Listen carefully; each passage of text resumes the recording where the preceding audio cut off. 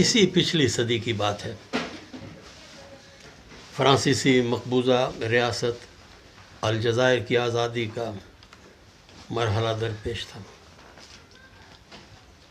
France کی سرکاری policy کے خلاف ژان پال سارترے نے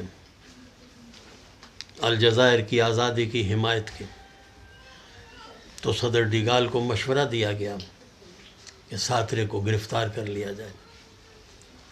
ڈیگال نے مشورہ رد کرتے ہوئے بڑی یادگار بات کہی۔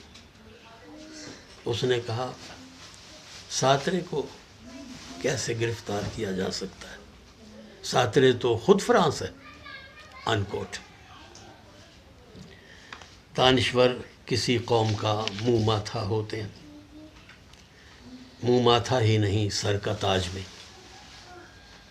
ایک جرمن اور ایک برطانوی کے لیے ان کے شعراء، پھر خصوصاً گوئٹے اور شیکسپیئر ان کے قومی اعزاز ہیں، مگر علامہ اقبال تو ہمارے قومی شاعر ہونے کے ساتھ ساتھ ہمارے رہنما فلسفی بھی ہیں۔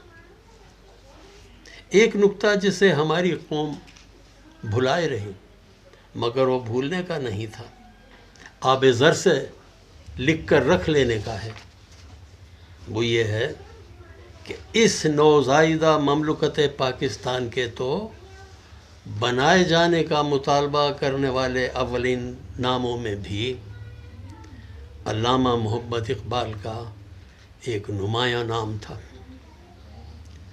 سو علامہ سے ہمارے رشتے ایک نہیں کئی سطحوں پر بنتے۔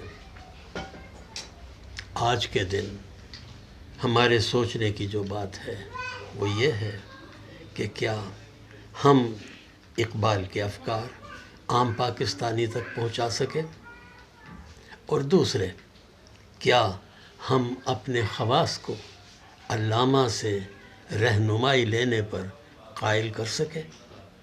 یہی دو سوال ہم طے کر لیں تو بہت ہیں۔